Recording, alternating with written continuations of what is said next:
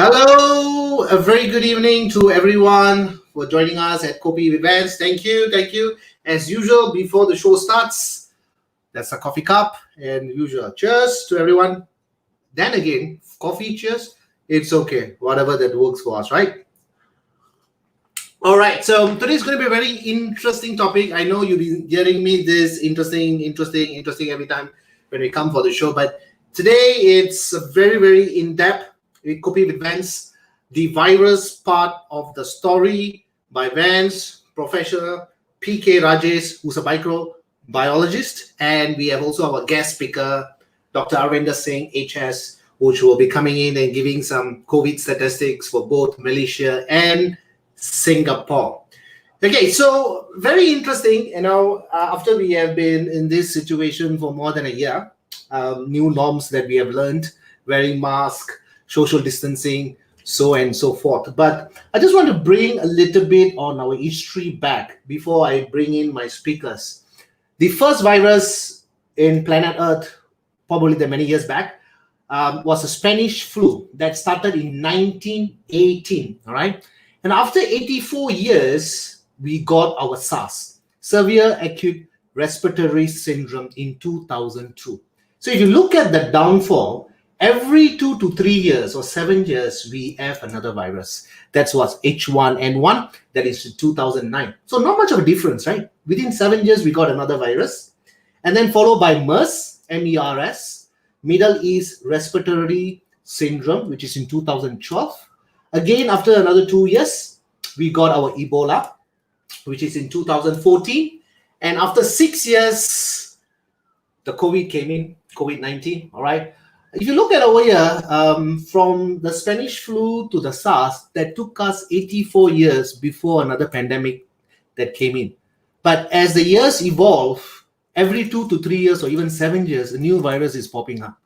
And we thought at Kopi Events, what will be another interesting topic to talk about and to share information and at the same time to spread awareness. So we got our guest speakers and also a lecturer, a university lecturer. His name is PK Rajesh, who's going to come in a while. But before that, I'm just going to talk a little bit on the events, what's going to happen for lined up for today.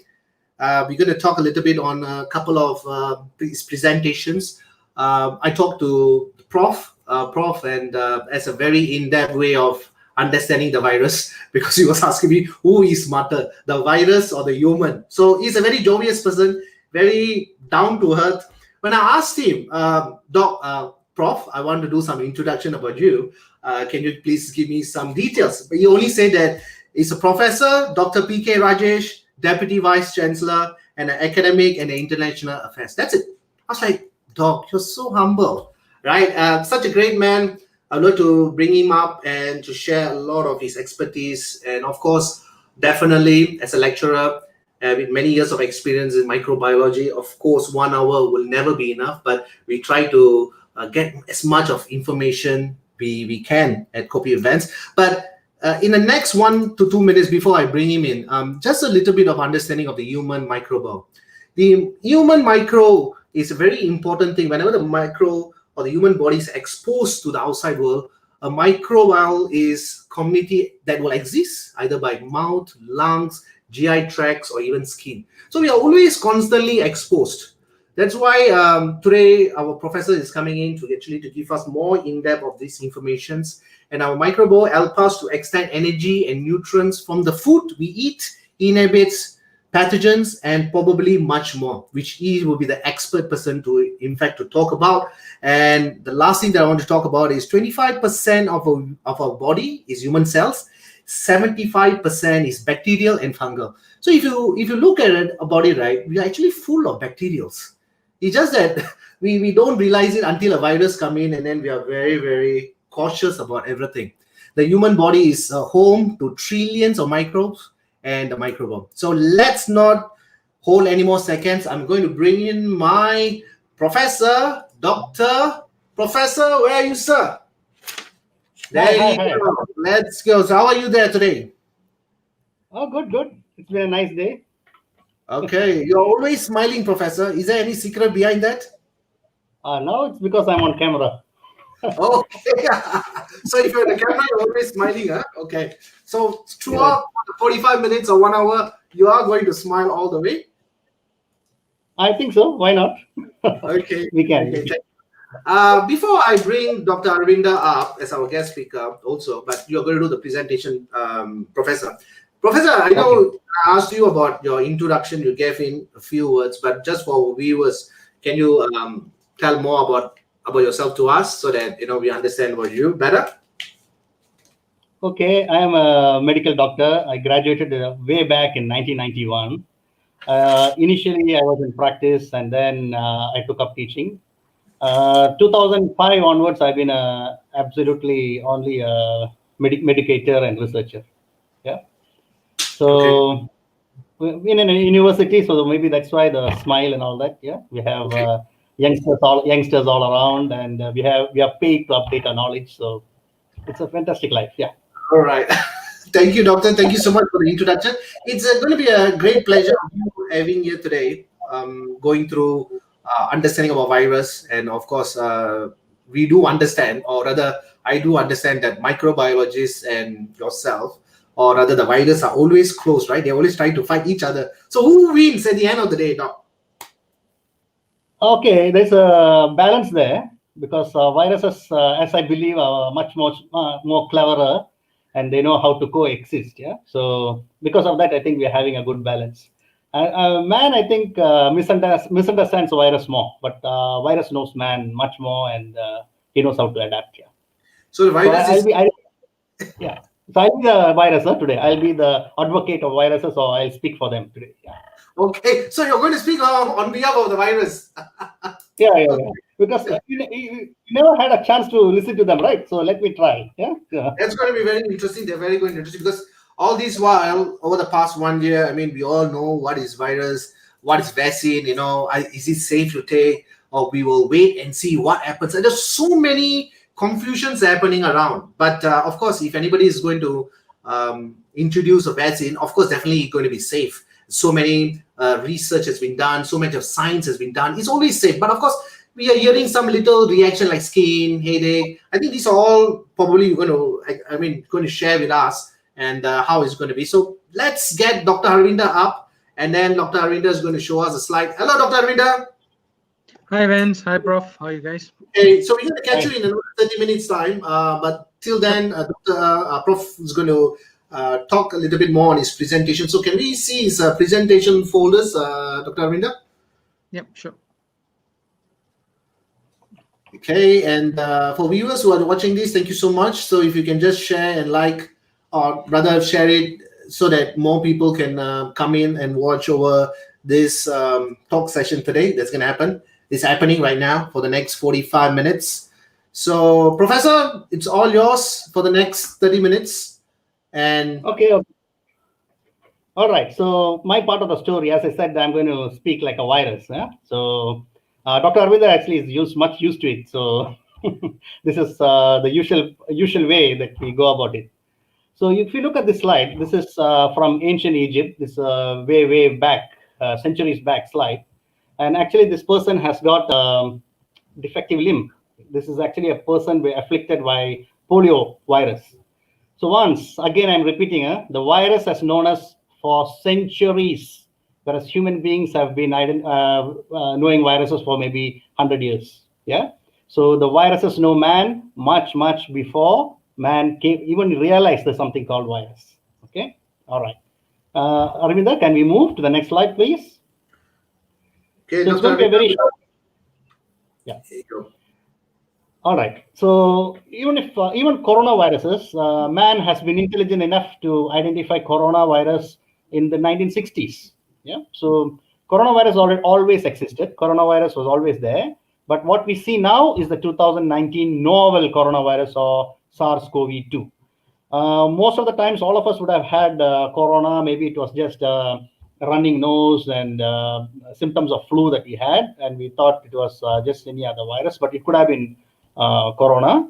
And as all students of microbiology know, all these whiles, when you come to corona, you skip that portion, sir, because it's the most unimportant and it's never going to come up anywhere. But the curriculum changes from this year.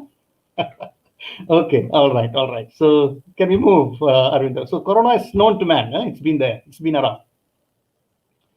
So this is, don't worry about this thing. This is the entire or the more common viruses all there. One press, Arvinder. I just want one so that one move. Ah, so that is the coronavirus in the bracket. Yeah. So it looks beautiful, and that's why it's called corona, because it's got the sun ray like spikes around. Yeah, it looks beautiful, but of course, what it has done is horrible. What has happened so far. So as I said, on behalf of corona, let me tell you all, I just want a 37 degrees centigrade body. Yeah, I just want to survive at 37 degrees centigrade. So I come inside your body. Your body has been good to keep me away, to ensure that I die. And your body raises the temperature to 38, 39, 40. Don't take a paracetamol. Allow your body to kill me. Yeah. So once you take a paracetamol, your body temperature goes back to 37, and then I survive. Yeah. So when I'm inside, or for this example, me or any other virus, when it comes into your body, we just come in because your body temperature is 37 degrees centigrade, where we can survive, not cause any harm to you, and then move to somebody else. So that's the only motto, but because of unnecessary complications, that we end up causing disease. Yeah. So that is the coronavirus, which you see there. Can we move on? So this is complicated. This is the actual facts, but you just have to think that we have some, you can see the S protein or the spikes with which we actually bind to the host cell. So if somebody tells you that hot water, steam and all can take us off your body cell, no. Once we come and attach there, maybe a tsunami is required to wash you off, but I'll still be sticking there to you. Yeah. So once this virus, next slide, please. Next slide, Arvinder, please. Once corona with its spikes binds to the host cell, then from there it can spread to others by a sneeze. See, this is a defense. A sneeze is a defense actually. So when the virus goes into the nasal cavity or something, there's a sneeze. If it is in the oral, there is a cough. So it's a defense of a whole human body to throw it out. And then if the other person is close by, of course, it can infect that person. And it can even be off your hand. Okay, a person coughs or sneezes and covers with the hand, and then you give a shake hand. Yes, as long as the virus is viable, it can still spread. So that is why, no, don't touch. Keep using a sanitizer, yeah, very often. Yeah. Or even if it is on your desk and immediately somebody happens to be exposed to it, it's possible. Yeah. So these are the ways by which it can be transmitted. But Prof, yeah. so I'm not sure whether to call you Prof at this point of time or friend of the virus, because you are looking like a virus at the moment. But what we all know that as a virus, we are always finding host to live and to manifest, and eventually do as much of damage as possible, and then move on to the next. So that's why if you look at it in the year of 2020, the whole nation is probably using tons and tons of sanitizers just to make sure that the hands are clean and sanitized and all the time. And then the mask is to prevent from any respiratory influence, right? To get into another person and through droplets or even sneeze, or even for the matter when you're speaking. But apart from these two factors that we are talking about, the ants and of course by respiratory, is there any other ways that the virus can be able to manifest? You mean to spread to another person? Yes. Now, these are the common ways. Whatever we just discussed are the common ways by which, if you're looking at corona, it can spread. Of course, other viruses can spread in other ways. Okay. These are the most common ways. Yeah. So if you're looking at pets, for example, if that was your question, if it's a cat or something, it can actually work like a surface or an inanimate object. For example, if there's a cough or a sneeze, or the virus is just on the cat and somebody pets it, of course, there is a chance. Just like a doorknob. You cough into your hands and touch the doorknob, or your trolley in your supermarket, and then somebody else comes and holds it and then wipes his nose. Yeah, there's a possibility of spread. Yeah. Okay. So as long as virus is viable. Yeah. So you are right. You are right. As a virus, I need a host to survive. I can't survive on my own. I need to attach myself to a host cell and survive. But as long as the human, even if it is sputum or blood is there, as long as that's got life, I can survive in that. Okay. So that's one of the reasons why the quarantine is very important. The lockdown is very important. The quarantine days to make sure that people do not mix with each other, and to clear or to kill the to spread the transmission. So they don't have a host to live on, right? So they have to eventually just disappear from that. That's a good right. strategy, Doctor. But is it possible? Why, Prof? As a nation, there's still a lot of challenges. Is it because some are not following the rules and regulations, or is it some because they do not want to follow, some doesn't want to believe in this? Because we know that the spread ratio is way much more faster by droplets, by touching. Even his main system is respiratory system, right? So is that one of the reasons why? Actually, I think we have been responding well, because all of us want this pandemic to stop, because it's actually put the world into jeopardy. But what happens is, suppose I meet my friend or I meet my colleague. We have this belief that we are in a bubble and we are not being infected. And there's every chance that we speak to each other without a mask, and there's a chance of spread. So, of course, there are, as you know, that there are a lot of workplace clusters where this spread is happening. So it's happening at places, and sometimes if you notice, people when they wear their masks, the nose is exposed. The masks are down to the chin and other things. So there's a feel of protection. There's a false belief that they are protected. They think that the mask is hanging around the chin or something like that. But the infection spreads. Yeah. Okay. Right. But your perfect idea of quarantine is for us not to have a host to survive on and die out. Yes. Yeah. But Doctor, if I want to ask a little bit further.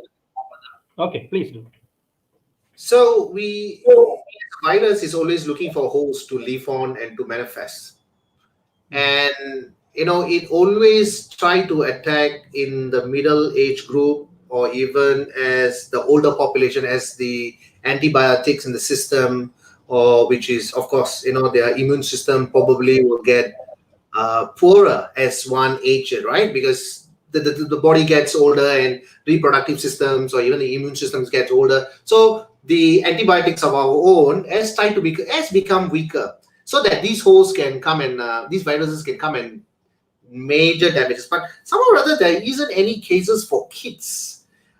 Is that because their immune system is way much more stronger, or is it because they are young? Their antibiotics is way much more supercharged. Is there any reason beyond that, Doc?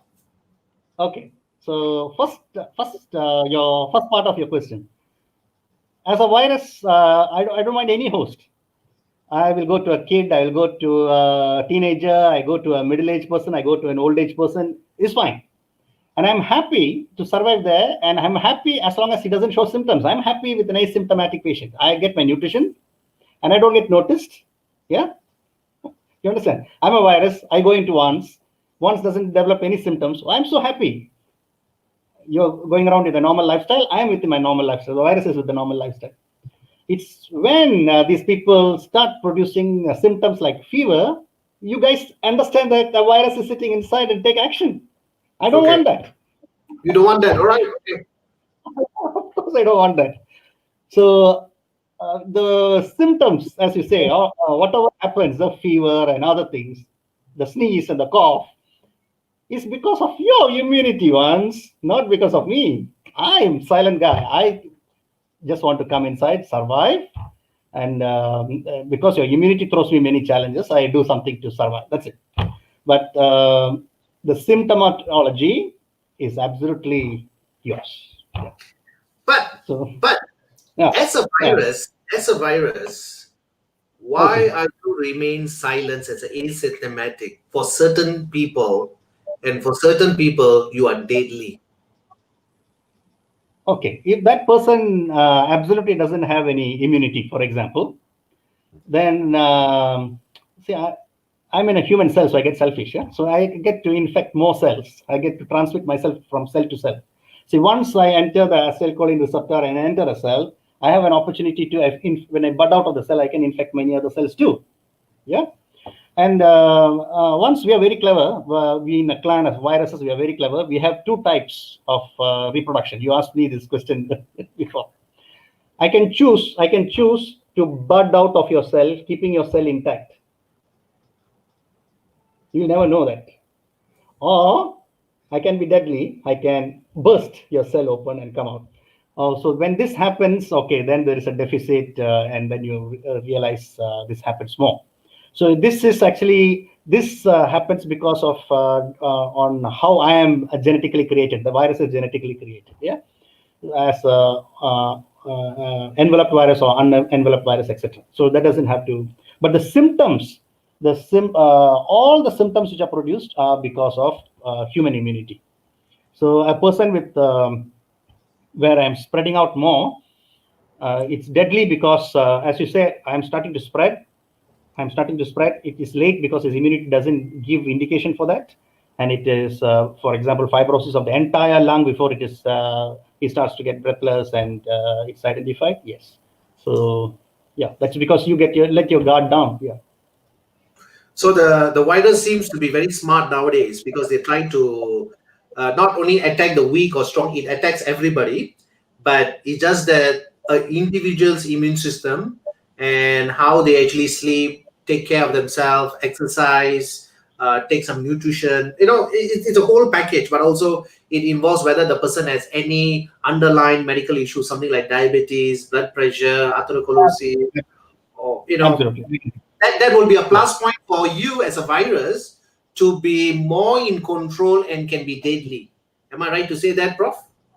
Yeah. Okay. You can. You have to give me some credit. Yeah. Okay. Okay. So the virus is getting smarter than the human right now. Yeah. Why?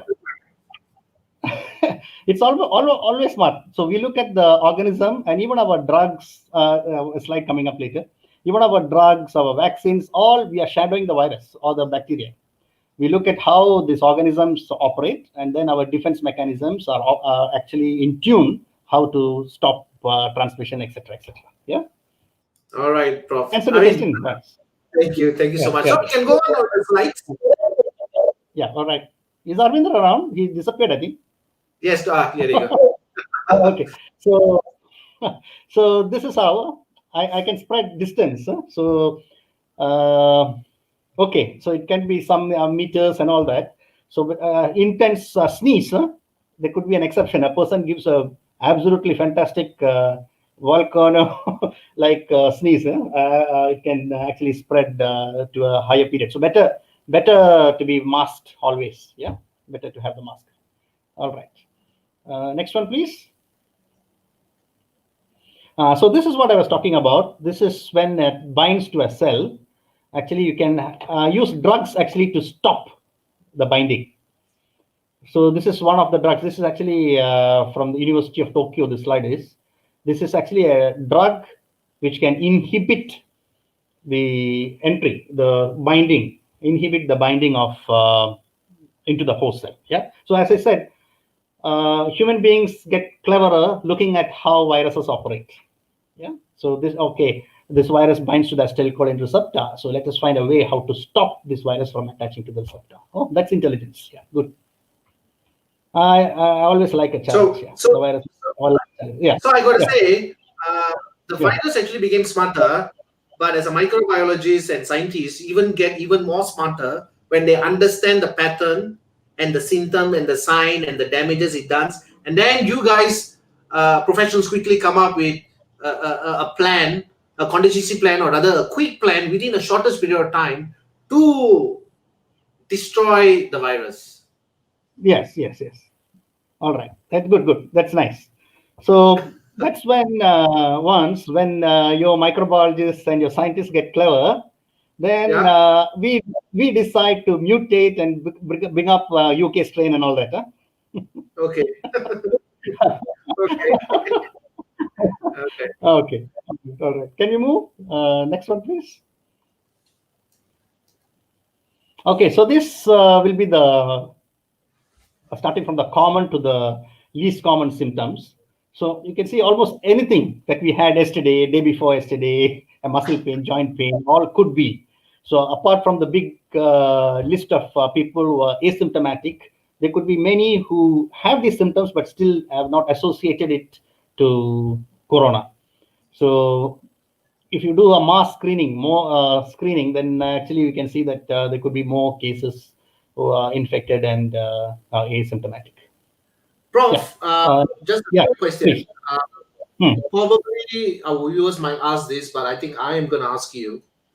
Um, you know, there could be probably because it's spreaded by respiratory symptom, right? Respiratory issues, because that's Yeah. how it attack and then become short of breath and so forth. But why is that a temperature change in this particular virus? Because the fever is shooting up for most of the cases. Because if you look at the percentage, the highest Mhm. percentage fever. Why is that there is a change in temperature rather than should be out of breath and because that's what a lot of symptoms are showing. But somehow or other, uh, a very quick way to identify that this could be the highest ratio for COVID-19 is fever. Why is that there's a match on a highest level of percentage? Okay. Most of the times when there's an infection, when there is a foreign body, when there is a bacteria or a virus, the human body responds by producing fever. So it is an immune response. So again, when you raise the temperature, it will be uncomfortable for your organisms to survive because we love the 37 degrees centigrade. That's one reason. The other symptoms, as you rightly said about the breathlessness or other things, is because of the location where the virus infects. Fever is general. Even if the virus enters through the blood, for example, HIV, or it could be hepatitis B virus in the blood, there could be fever. Even if it's the nasal entry, there is fever. If it is oral, there is fever. So fever is a general symptom, immune reaction to the entry of the organism. Whereas the other things like the sputum production, the breathlessness is because of the locality or the lungs which is infected. Can I So say, fever, sorry, yeah, Doc, sorry, Prof, can I yeah. say that the virus is feeling so comfortable in the respiratory system, the lungs, the bronchial tubes? Are you guys saying that? It depends on where you have your receptors first. So see, whenever you take a textbook of infectious disease or microbiology, the organisms are called agents, yeah, or guests, and the human body is known as host. So it's just like somebody walks into your house as a guest once, you take care of them. So your human body is fantastic. You have got receptors or gateways of entry for viruses. So for example, if it's a sexually transmitted organism, you know where the entry gate will be, where the receptors will be. If it is something which spreads through inhalation, it spreads through cough, you know where the receptors are in the epithelial tissue, the nose, and okay. So this is the other one you are wanted to ask me. If I know the receptors are in your nose, I will spread through sneeze and cough. If I know it is elsewhere, I use a different method to enter you. Yeah. Yeah. So these Smart. receptors are basically seen in the respiratory system. So that is why the affinity to attack them. If it is, for example, it's polio, it is a neuronal tissue. It goes elsewhere. It depends on the affinity. Yeah. Yeah. Okay, doctor. All right. All right. Okay. I blame Shall human we go beings to for the next? everything. Huh? Okay. Okay. Next one. Okay, so these are the tests available, after which I stopped because Arvinda will be almost very unhappy with me. Eh? Okay, so this will be the tests which are commonly done. So we start from the reverse transcriptase polymerase chain reaction. This will be the gold standard. If you suspect a person to be having COVID-19, and you take his nasal swab, and molecular biology, it's a molecular test, and it is proven that by PCR molecularly this virus is present. That's a gold standard. that means that person has the virus at that time. Yeah. The other test which is used for screening, which is rapid and cheaper, so that's why it's used as a mass screening test, is the antigen detection, where you look for antigen, a part of the virus, which is again done by the nasal swab, because that is where the virus sits. And the antibody is actually, the virus is in the nose, the virus is sitting in the nose, etc., in the respiratory tract probably. Antibodies are produced in the blood, in the serum. So it's an indirect test. You're actually taking the person's blood and looking for antibodies in his blood. There's one problem here. It could be because he's been exposed to this virus earlier. He's developed his own immunity. Antibodies has been developed in his blood. And maybe this is what we're looking at now when you're testing. It doesn't mean that person is infected. It may not mean that he has got the virus at that time. And going ahead, when you take the vaccines to protect, what happens is when you give the vaccines, the human body starts producing antibody. So this antibody, when you test and you find it is positive, or the actual word is reactive, it could mean that person is protected rather than saying that he is infected in the antibody. So the gold standard is to actually catch the virus at the location. If you do a PCR and you find the almost caught red-handed, you caught the virus red-handed, then you say, hey, you are the thief. But if you look at the antibodies, then please, it could be my cousin, other coronavirus, it could be another cousin, or it could be a vaccine which is producing the antibodies. Yeah.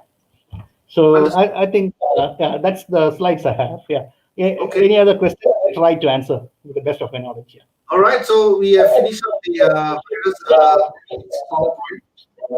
We're going to bring in Dr. Harvinder. Dr. Harvinder. Okay, he's not. Okay, he's coming in. Hi, Dr. Yeah. Hi. So thank you so much for coordinating the PowerPoint. No problem.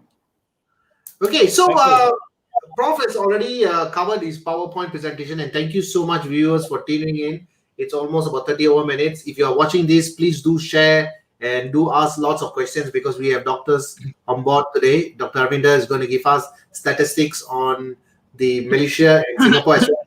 Is here to answer a few of the questions. So we have already a few questions that's already lined up.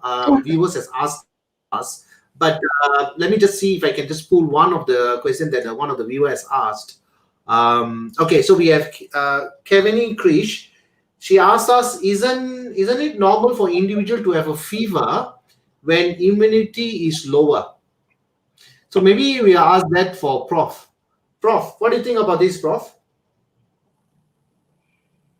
Okay, I can't say it's normal, but it can happen, because when a person has a lower immunity, there's every chance the person gets infected. There's every chance there is an overwhelming infection and there could be fever. I can actually link the second question, if I may, because it's associated. The second question from the same person, Kevin Krish. Yes, there you go. Yeah. How do I identify? So this is a person suspected of COVID. Yeah, when a person you have fever and you suspect him to have COVID, you can always do the antigen test or the PCR to identify. So that will identify whether it's a fever for COVID or it's not normal fever. Fever is never normal. So you can identify fever due to COVID or due to other reasons. Yeah. Okay. Thank you, Prof. So hope that question is answered, Kevin. So keep on coming up with the questions, because we still have about a good 30 minutes with Prof and Dr. Arindam here. So let's jump into the first question. As a virus, Professor is behaving like a virus today. So we have to structure the questions as if like we are speaking to the virus itself. So, Prof, we have talked about this in your PowerPoint slides, right? Why is the infection happen between you two as a host? But why do you choose this route? Why not put it on an apple and I'm eating it? Is there a chance there? Why is it only respiratory system that it seems to be, after infected, I'm touching somewhere and then I'm putting in my nose or my saliva, the glands, what is the whole idea about here? Okay, first of all, there's always a saying in medical colleges and universities and hospitals. URI is upper respiratory infection. URI. Without you or I cannot survive, because that constitutes about 70% of the clinic. People walk in with cough and cold and sneeze and all these things. Yeah. So the most common infection will be URI, upper respiratory infection. Yeah. So if it is ignored, then maybe it goes to lower respiratory infection, pneumonia, and all that. Yeah. So to answer this question, for corona, the receptors are mostly in the respiratory tract. These receptors for this virus. And when this virus is there, the human defense itself, the cough and sneeze are defenses which actually throw the viruses out. And unfortunately, if there's another person sitting there with his all his tissues exposed, yeah, it's a lung is a respiratory tract is a fantastic vital organ, and it's exposed. It's no defense. So when a person coughs, yeah, maybe the mask is a way of evolution, where maybe it will be there forever for after this. Just like when you go to a sport, you defend yourself with a helmet and all that. Why not keep a mask? Yeah, and you know why Arvinder and I wear specs, because we know that mucosa also can. So that's why. Yeah, otherwise it's not because of any other reason. Yeah, this is just for protection from this. So virus uses the cough and sneeze as a very, very easy mechanism, and it's all spread. There's a good viable number of viruses which actually go to the other person. And you know what the other person does? Inhales. So we just have to go there, and everything else is automatically. There's an elevator, yeah, or an escalator is provided for us to reach inside. Yeah. So this is why Corona uses this route. Yeah. So Prof is today Prof is representing the virus, so he's speaking exactly how easy he can affect other people. But we're going to ask Dr. Arindam this. Dr. Arindam, we talked about earlier on the Spanish flu, all right, and followed by another virus that came in after 84 years. Why is there a huge gap? And after which the MERS, the H1N1, the Ebola, and so forth was so much 2 to 3 years or 6 years. Why is that the virus now seems to become smarter, or is it faster?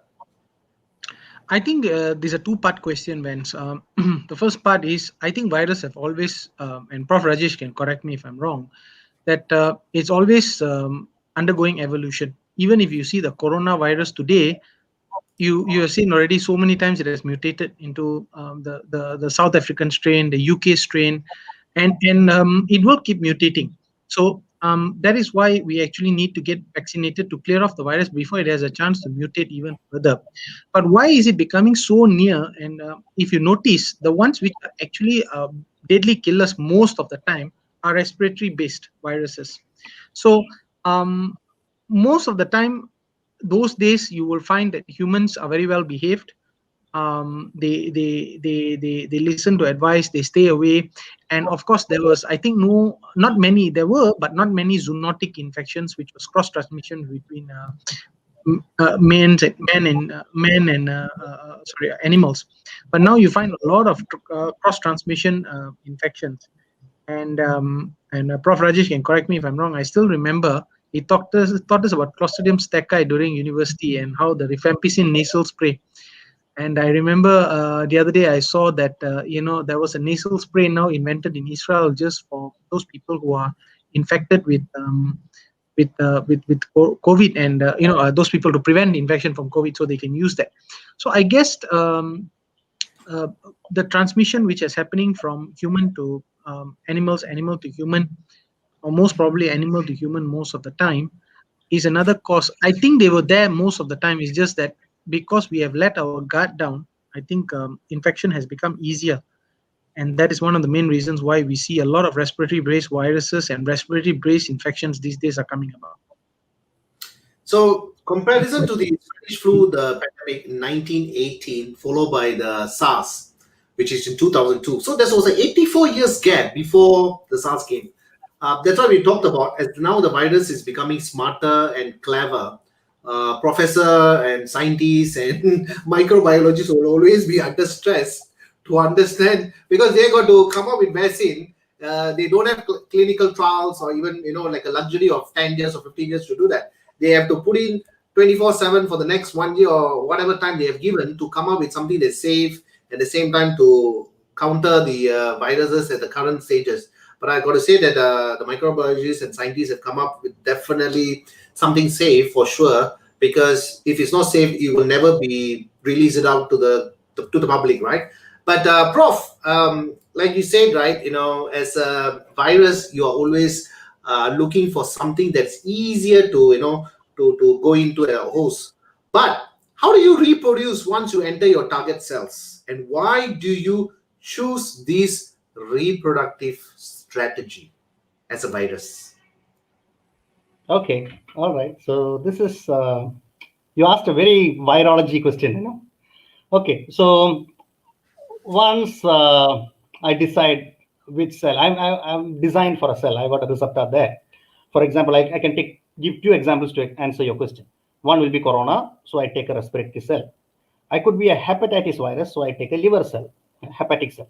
Yeah. So there's a receptor there, and there's an entry. So the virus enters inside. Now, again, depending on whether I'm an RNA virus like corona or a DNA virus like hepatitis B, my methodology changes. As an RNA virus, I will replicate in the cytoplasm of the cell outside. Whereas as a DNA virus, I may go inside the nucleus to replicate. So this is why I need the human cell to replicate, to survive. So once the million copies of my own cells are produced there, I don't need another virus and all that. I just need a human cell. I can go in, attack your own machinery, and produce myself. And once there is enough number of us inside that cell, I can choose to bud out of that cell, nice word, or I can rupture the cell and go and infect the other similar cells. So for example, if it's a respiratory cell, if it's ruptured, I go to the other cells. I can bud out and infect the other cells. Same way in the liver. So this is how the infection becomes more and more. Most part of the lung gets infected. So earlier there is only mild breathlessness, then it becomes severe, it increases, etc. So reproductive strategy, actually it's in-tuned in me. It's not my decision, but I love replicating in your cells using your machinery. Right? So okay, all right. I think this will do. Arvinder, anything that I should be adding on to this? No, I think Prof has most of it. But I would like to say something about, I think just now that question about why do some people produce such a high response? Why do some people produce such little response? I would like to look at it as a war. So the virus has come into the human. Let's take the virus as the enemy, and our protective system, our antibodies, and our immune system as the defense mechanism army. So what happens is, if you have a small battalion that comes in, and your battalion, your defense battalion is ready, it will definitely finish off the attack system. So that is why some people are asymptomatic. The thing comes in, the bacteria comes in, they replicate, but the immune system kills it off. Now, there's another example where the bacteria comes in, it's allowed to replicate because your defense system is not ready, or your defense system is weakened. So it allows to replicate, and then there's a war. That's when the fever takes place. Now, after this war, if your defense is much better, you will find that the enemy is eradicated. That's why you get some people only with a bit of fever, a bit of cough and cold, and that's why it goes off. Now, there's a third event where the attacker comes in. They have a small period of time to replicate, and then it starts a war with your defense system. Now, your defense system is probably just as strong, and as they're fighting, can you imagine a war where the two people are fighting, and what will happen to the buildings around it? It will get destructed, and that is why they actually get system problems. They get a renal shutdown, they get a kidney failure, they get all the other issues, because while fighting, they produce something called cytokines. So it's a very big war. Now, why do some people succumb? Because the enemy that comes in is replicate so much that it can easily overcome your defense system. Your defenders are gone. So it comes, it overtakes, and that's it. That's where the person loses battle. So at the end of the day, if you look at it, it is breaking down in simple terms. That is actually what is happening. And that is why those people with status, like those people with diabetes, those people, your defense system is already weak. The virus comes in, it goes for it, and that is why you find a lot of people lose their life with is because of some comorbidities that has immune system. I mean, Prof, if please correct me if I'm wrong. So definitely with the underlying. So we have some echo here. Probably our volume. Is that Dr. Harvinder's one? There's some echo, doctors. Okay. Is it Yeah. fine? Okay, try. Please. Is that doctors? Hi. There's always a double echo here. Hi. Test. Is it? Test. So you always have this echo coming in. Okay. Echo is a virus. Another virus called echo. Yeah. So Could be a probably virus. some We have a question at the moment okay. by Harish Ramachandran Lalwani. So he have asked, will this mean that coronavirus at some point in time, nearly all, we will be asymptomatic? Only will survive based on immunity. Based on all the facts are, we are totally sure we may face another issue down on the road, which we are unknown to. Only at the time we know, isn't it? So he's worried about the future. He's worried about the future. What future virus may come in? Lalwani, just hang on, G. Let's see what the doctors have to say here.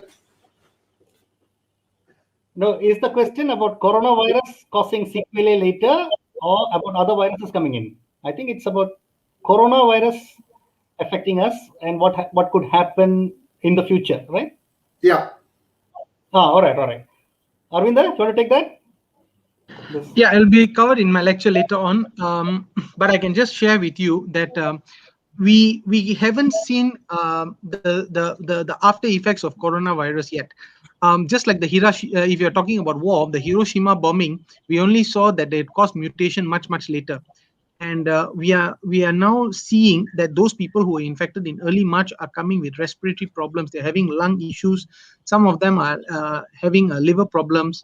Some of them are already having, but I think the biggest casualty at the moment, or rather, would I say that the biggest effect that is happening right now is mental health issues. I will share a little later on how it has affected us mentally, and one particular study which I was done, which I was sharing earlier on, it's about 1,000 individuals which I've mentioned, and how 13.2% of them had post-traumatic stress disorder, and it has changed humans. And even for the fact, like Prof. Rajesh was saying that, mask may be actually grown on us finally, maybe just wearing masks. The biggest issue is most of the time you will actually find that this is actually here to stay. Not only actually for me, Prof, correct me if I'm wrong. I think coronavirus is actually just a test for us. It's not the real thing. At the end of the day, not to say the real thing. It is not the end of any virus which we are going to see. We saw SARS, and then we said, oh no, we're not going to see anything else. But no, it's a fact, and the fact is, for any respiratory virus in another few years' time, we are going to see probably another infection. So if we mask, hand wash, and the other thing, what Prof. Rajesh was telling, that how easily it is spread if we have physical distancing. So that is why if somebody sneezes, you will always see now they say first 1 meter away, then slowly now they're saying 2 meters away, slowly they're going to say 3 meters away, slowly they'll say you please stay in the next district. So what will happen is you will find that this is because of all these aerosol droplets which are moving out. So if you wear a mask, you're actually preventing these droplets from flying about. I remember reading something which said that if a person who is having COVID is masked, the transmission rate is about 10% or something like that. But if both of them are masked, it's 1.5%. But if both of them are masked and 1 meter or 1.5 meters apart, the transmission rate is nearly zero. So what does that tell you? At the end of the day, if you remember, if you think about it, if you practice all these preventive measures, even though there's a new virus that is going to come out, it's already dead before it starts spreading. Because it will enter the host and that's it. If the immunity just kills it off, that's the end of the virus. So Okay, I think thank coming you. back to your question, then at the end of the day, it is why humans, because we have come in such a way that we are now so living in such dense conditions. You know, condos are getting smaller, housing is getting smaller, population is increasing. These things are bound to happen. So that is why we have to go back to our basics. Actually, to deal with this virus, whatever said and done is rather simple. But are we prepared and can we do it? That is the issue. Thank you, Dr. Arvinda, for taking that particular question. We have another two more questions to ask. So probably I will ask these to Professor. Let me just see. So to Professor, you must give him a very tough question. You can't give him something that is too easy because he will tell it within 5 seconds. So I'm going to pick a toughest question that we have prepared for him. How do you spread to the next host, and why do you select this method of transmission? So of course, it's from respiratory system that we talked about, but why not the water? Because we talk about microbes. There's trillions and trillions of bacterial in our skin, and even the food that we eat, the GI tracts. There's so many things. But why is this particularly this method of transmission?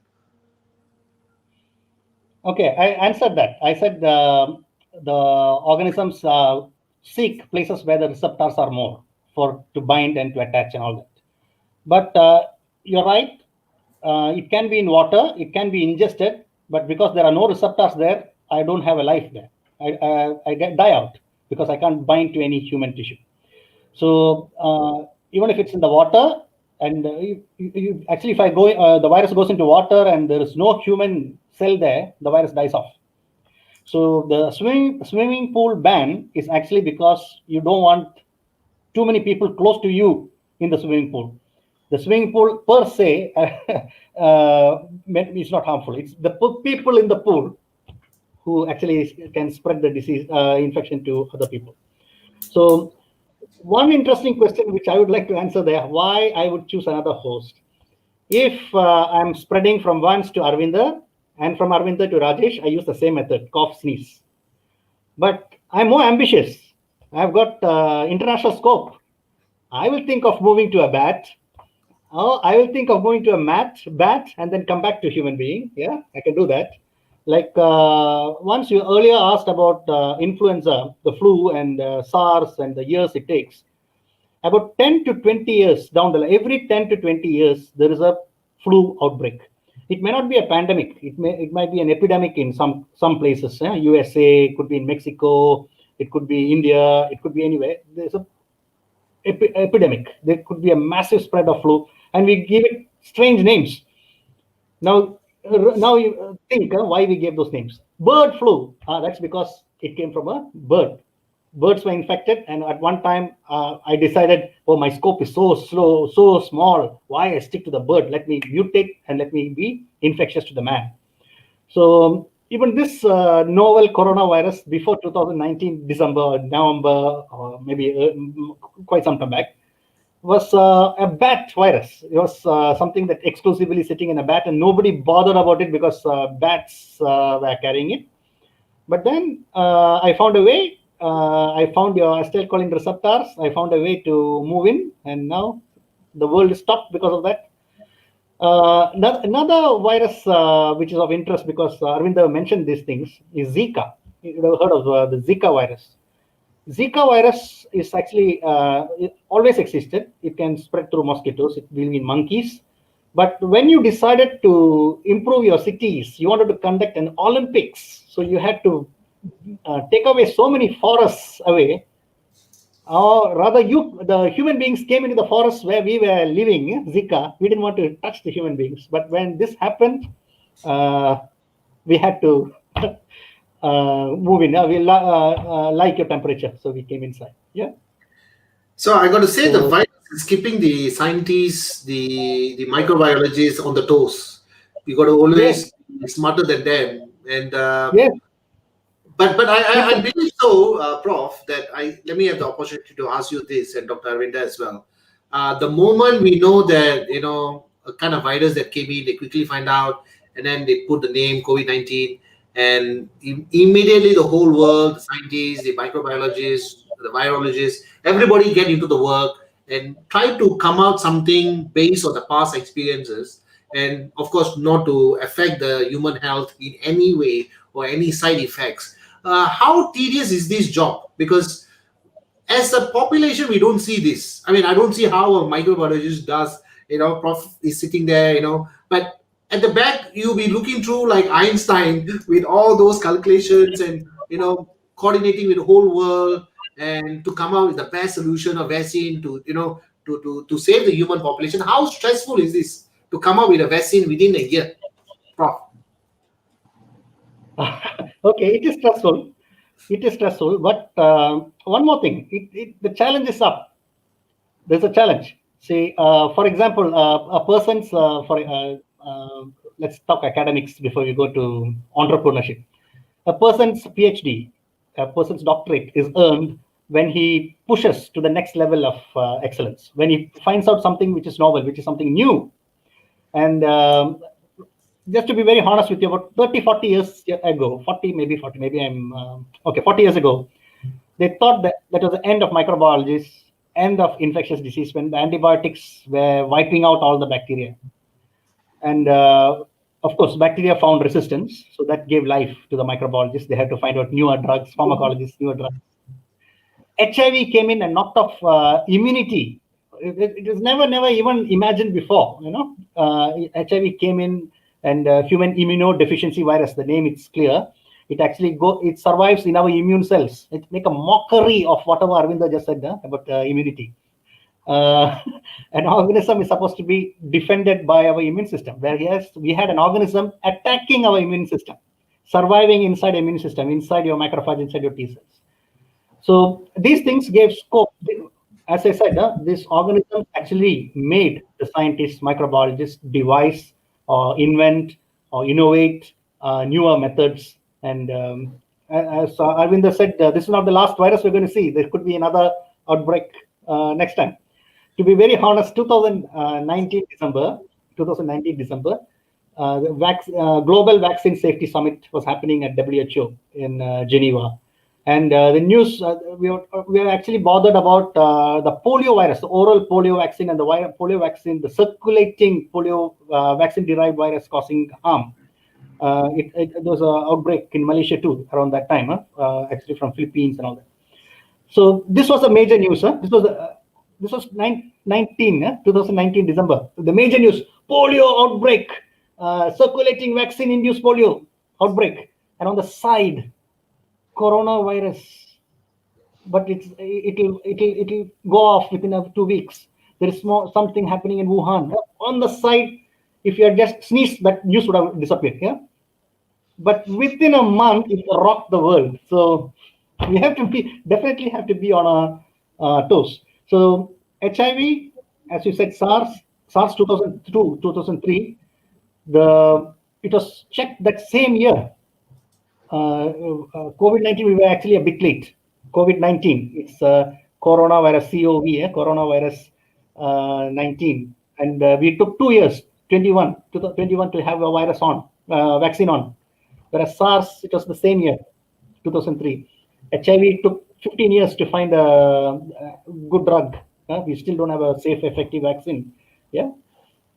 And also, Prof, we have your article here stated on the Tuesday, 10th November 2020, Chance for Better Health and Awareness.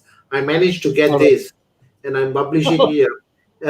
It's a very interesting part, if I allowed me to read it. As with a microism, we will need to coexist with the latest pandemic organism, washing hands, keeping a safe distance, wearing masks. And also, I think even after the COVID-19 finishes, I think the whole world, the population still have to wear masks, still have to carry the hand sanitizer. I think for the next how many more years to come by, I think that's going to be the normal SOP. Don't you think so? Yes. Arvinder? Lifelong. Yeah. Lifelong.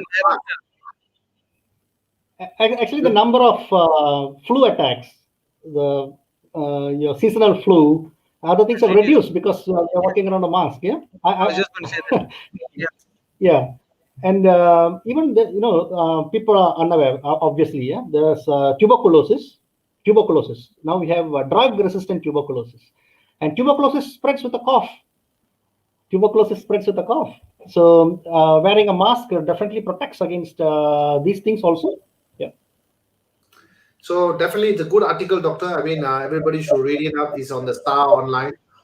Chance for Better Health Awareness, written by Prof himself. So if you have a chance to look at it, please take a look at it. So, Prof, I mean, it's a good discussion that we talked about. I mean, we as a virus, how will you behave, and as a microbiologist, how stressful it can be, given a situation with a new thing, with a new virus, based on past um, experiences, and with moving forward, the kind of vaccine that you have to come up with, and also to make sure that it's safe. It's a bit challenging, but also on the other part, what we also know that we are exposed with bacteria all the time, even though when we are wearing a. I was having an inspection about 2 months back. Oncologist who is a cancer research in that field. He was saying that the cancer cells, once they, I mean, it is in the body itself, right? The cancer cells doesn't come from, it doesn't spread from others, but the antibiotics get cheated by the cancer cells, thinking that the cancer cells are his friends, or one of the antibiotics which they think it wasn't able to fight. So is our antibiotic becoming slower, not smarter? What is the reason why our antibiotics are not able to withstand? Because it's been fighting so many trillions of bacteria in our body, but to certain cells it cannot react. So to certain viruses it cannot able to fight. Is it because we are abusing our antibiotics in our system Can and I not answer? carrying? Can I answer that before Prof Rajesh says anything? Yes, Yeah. please. Well, a great man once told me it takes 12 years to develop one antibiotic, 2 years for the organism to become resistant to it. And now I pass you to that great man.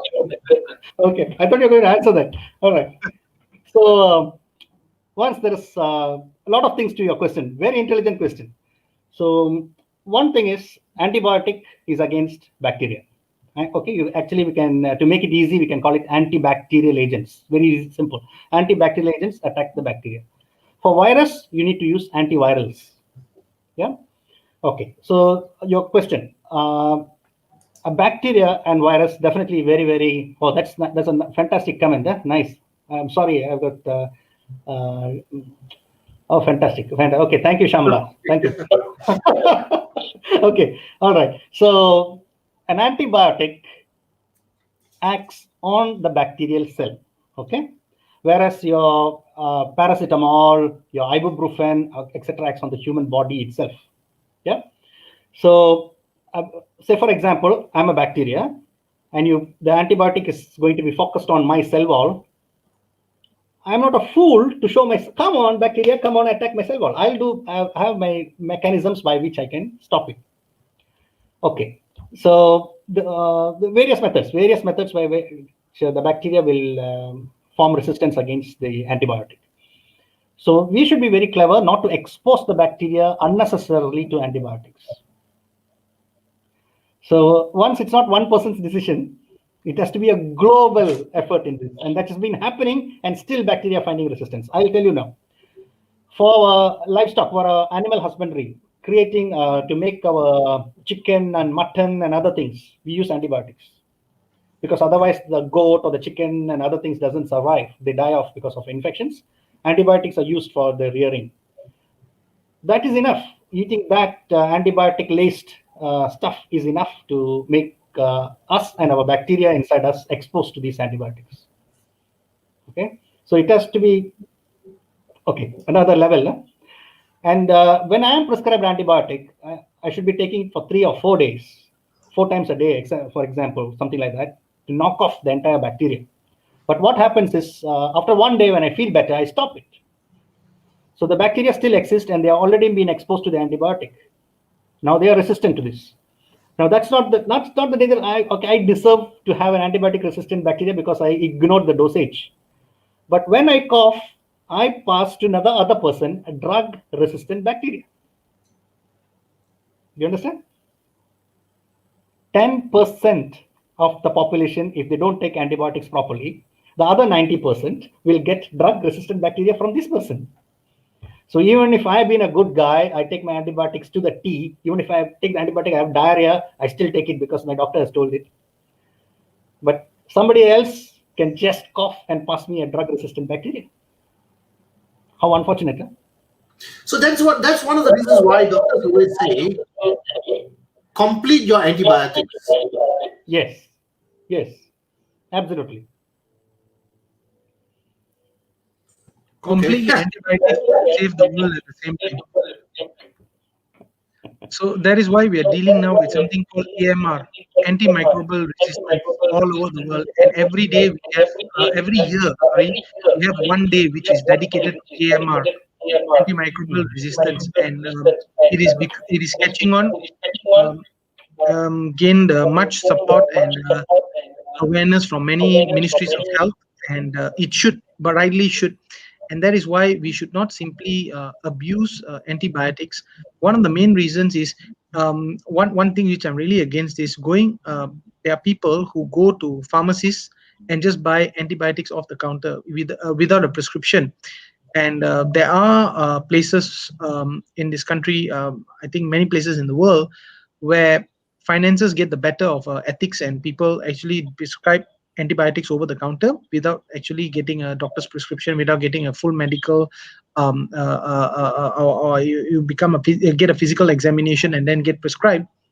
What happens is a lot of them end up abusing antibiotics for no particular reason. And that is why today we find that not only are we short of antibiotics to actually help people who really need antibiotics, but even drug manufacturers have stopped producing antibiotics because they feel it is very it doesn't make any financial sense anymore, because resistance happens so fast. I think, Prof, maybe it is no more 2 years now. I think within less than a year, antibiotic resistance is already there. So in terms of financial sense of pharmaceutical companies, they're thinking, why should I produce this? I might as well produce another drug which I know will work despite whatever is happening, like anti-hypertensive drug, anti-diabetic drug. As long as it's safe, the disease is going to be around for a long time, and there's no resistance to deal with.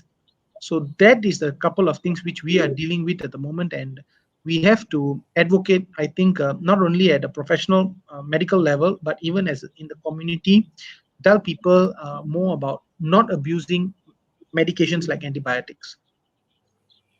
And once Thank you, Harvinder. all is not bleak because all hospitals have a hospital policy.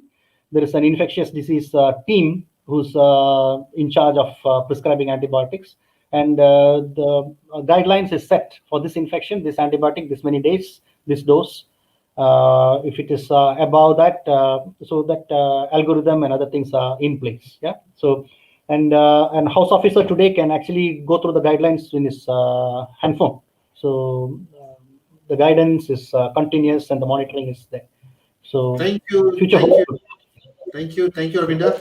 I'm going to ask Prof one last question before we go into Dr. Arvinder's statistics on Malaysia and Singapore's VOC. Has some numbers to share with us. But let's ask Prof as a virus right now, right? Let's not talk about Prof, because Prof was talking as a virus, he was talking as a bacteria, he was talking as a different roles he played.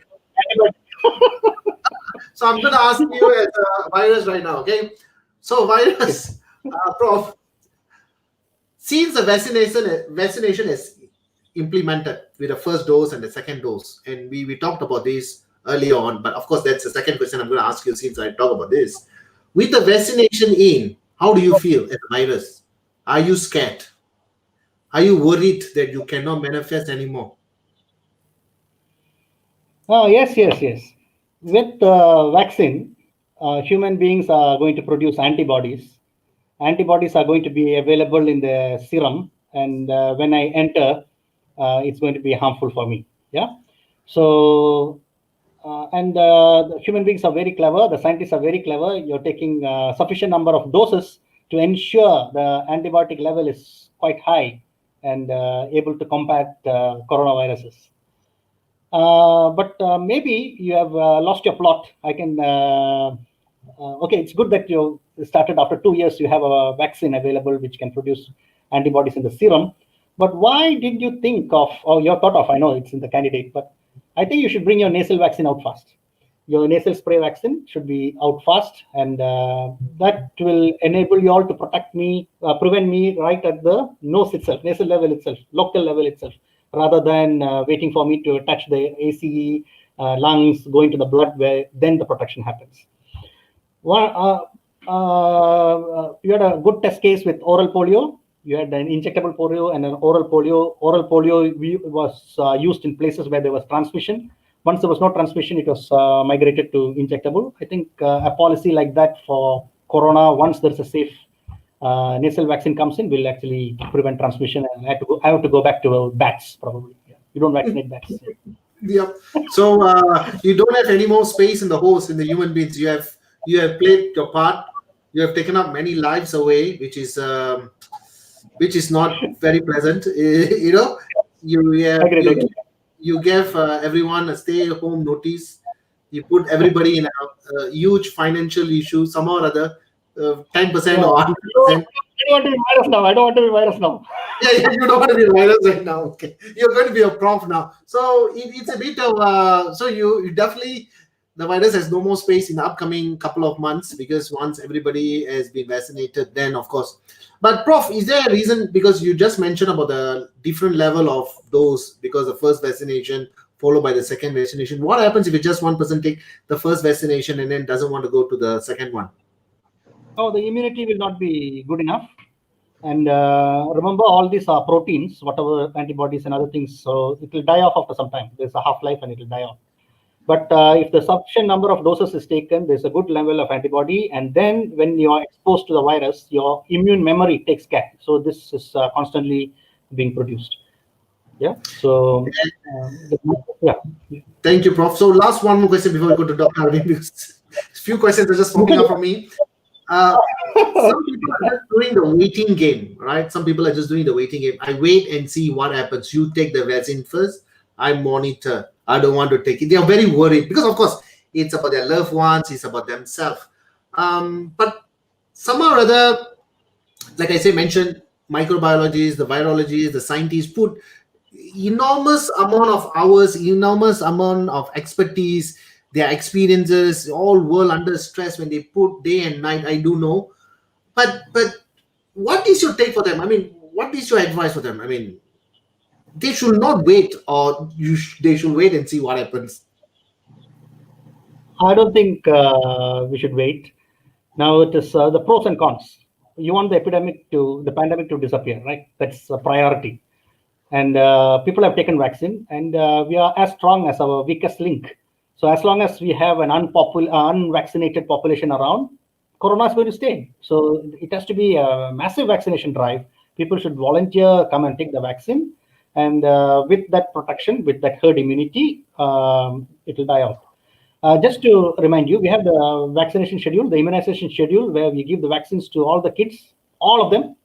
So it is timed, okay, at 0 days of birth, 3 months of birth, these vaccines are given. So it's given to everyone. And that's why we have been able to keep away those diseases check. Imagine if there was a big pool. Okay, now there could be a scattered pool, and that's why the viruses still exist. We have a very bad, very, very, very bad track record. We have eradicated only one virus so far, only one, smallpox. And that is because that virus was deadly. Everybody was afraid of it. Everybody took the vaccine, right? And the second disease we are about to eradicate is polio, but it's still existing because of anti-vaxxers and a lot of other issues. So my advice direct to your question. Okay, there's last year we were praying, when will we have a vaccine? It's not around and all that. And when we have a vaccine now, let's take it. Yeah. Thank you, Prof, for that honest, humble way of answering it. So now we will pass. One thing, Vince. The virus is actually a teetotaler. A teetotaler is a person who doesn't consume any alcoholic beverages. You know why? Because it is allergic to alcohol, especially when you scrub your hands. and after two shots, it's out. So that is why take both your vaccine doses. If not, you are really not. But You're only introducing a new species. but doctor, I got to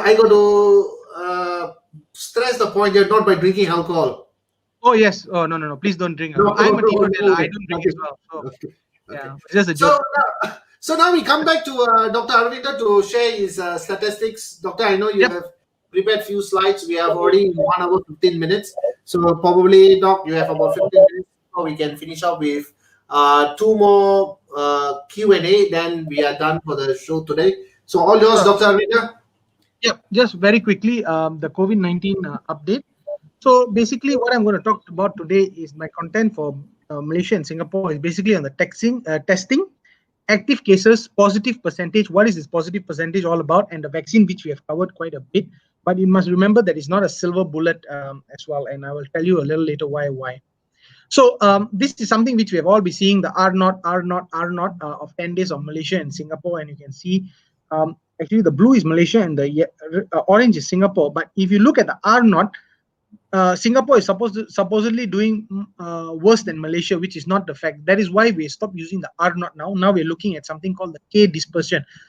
It is super spreader event. So, but basically what we know right now, as Prof. Rajesh has put it, we should not. We should be very careful and vigilant in our workplaces. That means mask. Make sure you hand wash. Make sure you're not like exactly how you put it. Don't think that you're in a bubble. The best thing is to always assume that everyone could be a chance of infection of COVID. So stay away. That's the best thing.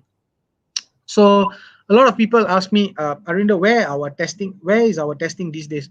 So basically, why you see Singapore having a curve like the old Nokia 3310 snake game Yeah. is because Singapore only reports weekly numbers. So that is why you see a steep ladder. That means it's just constant and then it goes constant. But as you can see, that Malaysia has only tested 15.1% of the population, and Singapore, you all have tested already 108.1%. That means some people have got more than two tests or more. So we are looking to actually increase this number, and Malaysia has been rather, I would say, very slow in testing, and I think that's something that needs to be revamped. Now, looking at that, if you look at since November till now, our number of testings have gone up, but it has reduced over the last couple of weeks, and that is quite worrying because we are looking at something called the positive percentage. It's not the number of tests we do. It is how many positives do you get from a certain number of tests. So, for example, if you do 100 tests and I get 10 positives, the positive percentage is 10%. All right. Now, let's put it in bigger numbers. If I do 1,000 tests and I get 100 people positive, that's 1%, right? But if I do 10,000 tests and I get 100 people positive, okay, it becomes 0.1%. So the thing is we have to test more people to find out what are we dealing with, and WHO has set the benchmark of 5%, meaning to say that if you test and you find your positive percentage more than 5%, you have to start mass testing to bring that percentage down to 5% because you're catching more individuals. The problem is we are having a situation, if you think about it, where a person gets infected and they're asymptomatic, they are spreading it to other people, the same virus, spreading it to other people, and the other people who are getting it are not becoming asymptomatic. They are becoming tier 3, tier 4, tier 5, which is a very severe form of COVID. So that is why we have to be really very careful about this. And tests are the only way, because the moment you test someone, if you know that they're positive, even though they're asymptomatic, you ask them to isolate, you ask them to make sure that they practice all preventive measures, and you find at the end of the day, the mode of transmission happens. And that is why the K dispersion or the super spreader events are the ones which are important. So if we look at it, this is the log of active cases. That means the number of people who can actually spread the virus at the moment in Singapore and Malaysia. So as you can see, Singapore is slightly having about, I think, 300 cases, nothing more active cases at one point. But Malaysia, we have reached about nearly, I would say, slightly less than 50,000 cases. So a lot of people ask me, Arvinda, what did I ever do to you? Why are you showing me a log curve? Why can't you show me a normal curve? So part of my education today is to tell you why we use a log curve is because if I were to use actual numbers, this is what you will actually see. You will actually see a normal line, which is Malaysia, and you will see like Singapore is actually 0, which doesn't happen because Singapore has less than 200 to 300 cases, active cases. You actually can't see it on a graph, which is very which the ticks are about 10,000. So that is why we use a log curve. We use a log curve. Sorry. We use a log curve so that we can actually see the trends. So this is the positive percentage which I was talking about, which is very important. So currently, Malaysia today is about 8.54%, and Singapore is only 0.10. That means Singapore, if you all are doing 1,000 tests, you're getting only 100 people positive. But fortunately, Singapore is not doing 100,000 tests. I think they're doing nearly about 40 to 50,000 tests.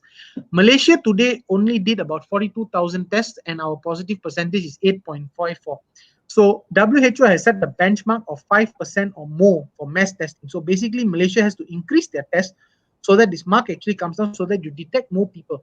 The biggest problem with COVID is actually not about numbers anymore. It is not about, oh, how many people are detected, how many people are discharged. No, that's not the issue. The issue is those people who are infected, who become very severe, tier 3, tier 4, tier 5, who end up going to ICU, getting ventilated, and end up with deaths. So those are the numbers which we have to bring down. Now, Malaysia has already reached more than 707, I think 770 deaths, if I'm not mistaken, one of the latest numbers. But Singapore, you have only 29 deaths. That shows how well it is actually controlled at the moment in Singapore. And that is ultimately where Malaysia should want to reach. And the vaccination program, I thought it was brilliant that your Prime Minister actually decided to take the vaccination live, because not only does it build confidence, but it also sends out a message how important vaccination is to curb this particular issue. So a lot of people asking, are the vaccines safe? Of course it is safe. If not, why should it be released, as Vance correctly put it? Now, a lot of people say, hey, but especially anti-vaxxers, people get allergy reactions. Yeah, it's a 1 in 1 million chance. Talking about antibiotic resistance, if you go to the doctor and you take a penicillin-based medication, the chance of developing allergy reaction is 1 in 5,000. So you have a vaccine which you have a 1 in 1 million chance of developing a reaction, or you're taking a common antibiotic and 1 in 5,000 chance. So there will bound to be some mild reactions, but at the end of the day, generally is much safe. They talked about Iceland and I forgot, Norway studies about people developing severe reactions, but a lot of them didn't understand that the sample which was used were actually very, very old individuals, and these were from old folks home who had multiple other ailments. So it is actually not a very good study to show on the complications that can develop from the vaccination. Ideally, what we want to do is to tell people, can I still get COVID-19? A lot of people keep asking, can I still get COVID-19 if I get the jab?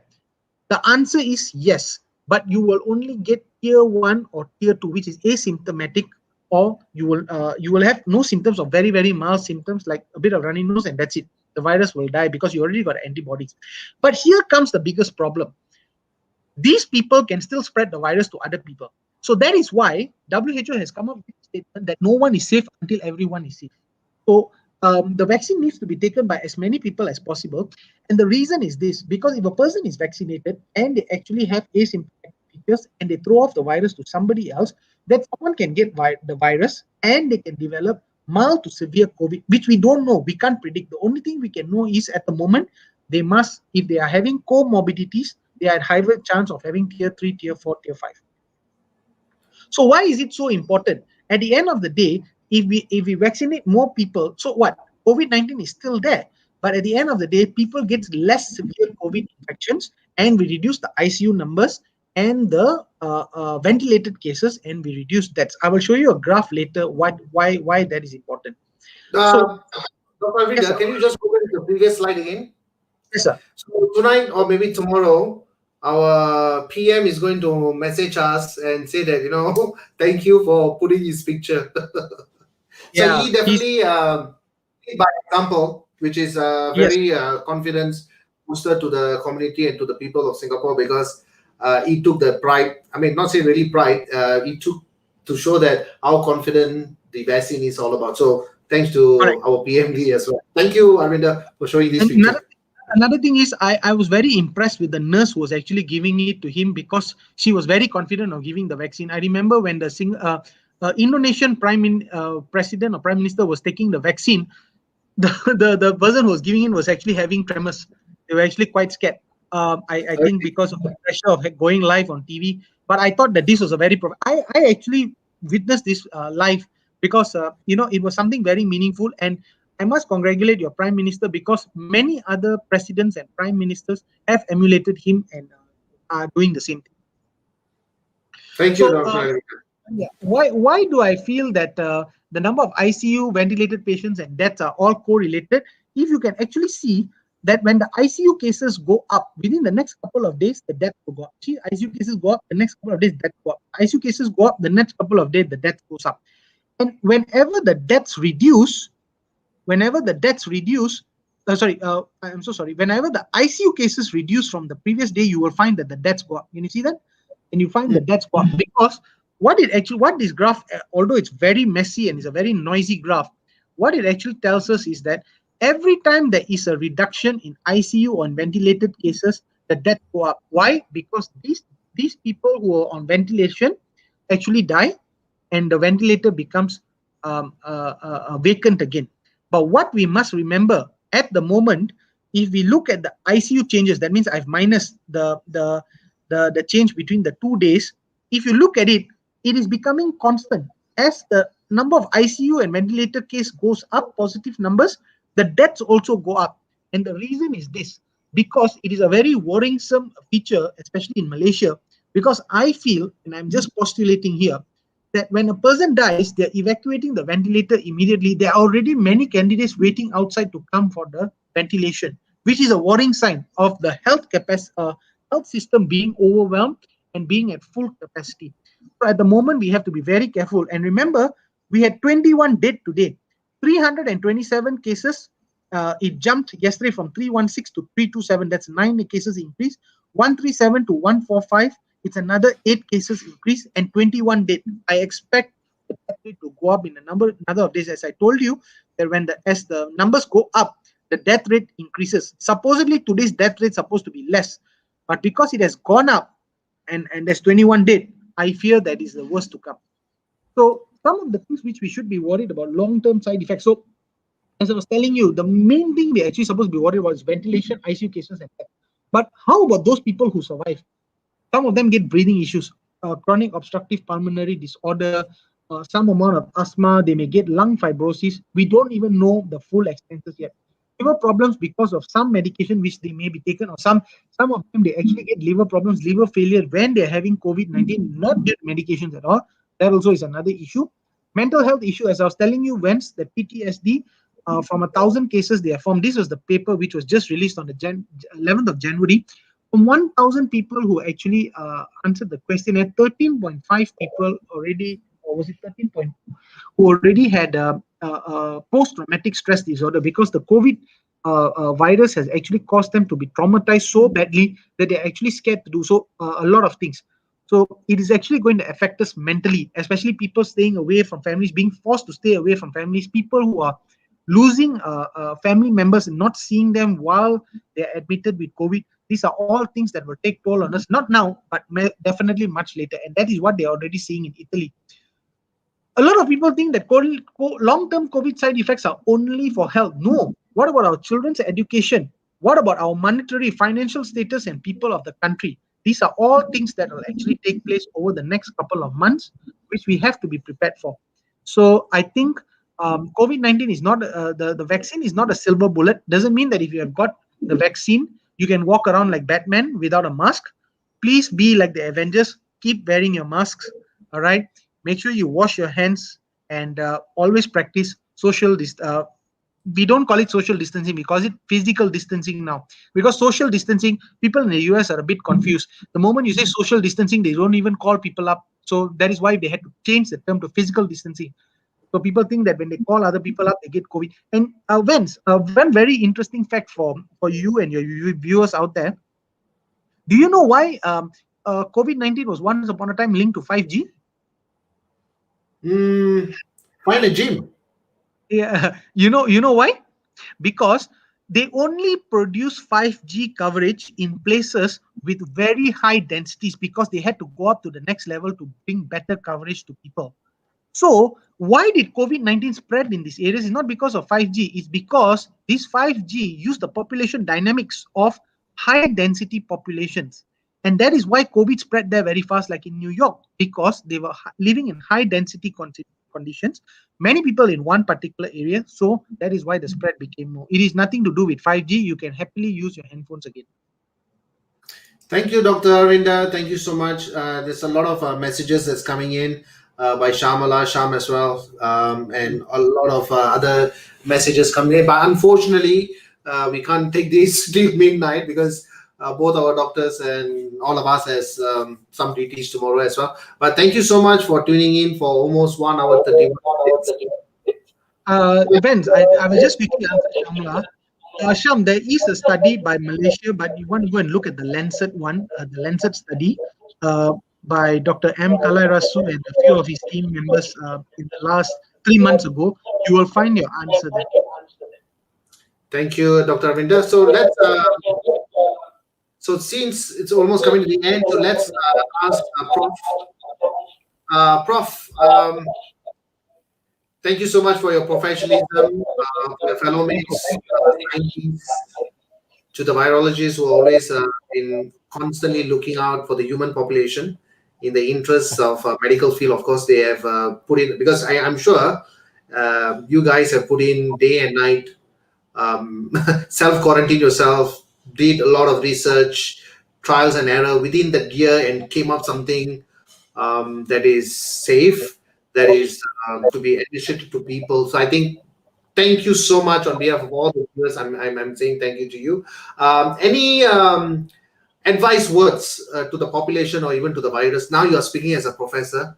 So what is your advice, G? Continue all the standard operating protocols. Continue washing your hands regularly, sanitizing, wear the mask, have physical distancing, and listen only to well-referenced publications and advice.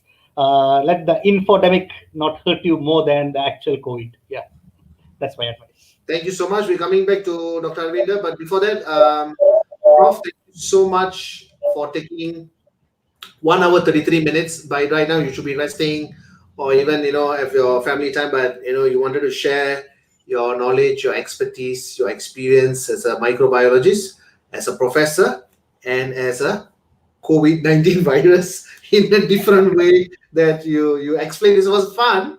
I'm sure everybody have understand the basic understanding of how a virus works, how the virus wants to do, what he wants to do with the vaccine, what he will react. So many things in the information that you have shared within the past 45 minutes. Thank you once again. Now we're going into Dr. Arindam. Any advice? You always been looked upon as the statistic doctor, a professionals and both expert in the COVID for Singapore and Malaysia, always showing us statistics and some promising numbers, and also how countries are doing better and how what we can learn from them, and also not putting any other countries down, but it's always about learning and collaborating on each other's tech or information so that everybody can be vaccinated and move ahead with our lives. Any advice, Dr. Arindam?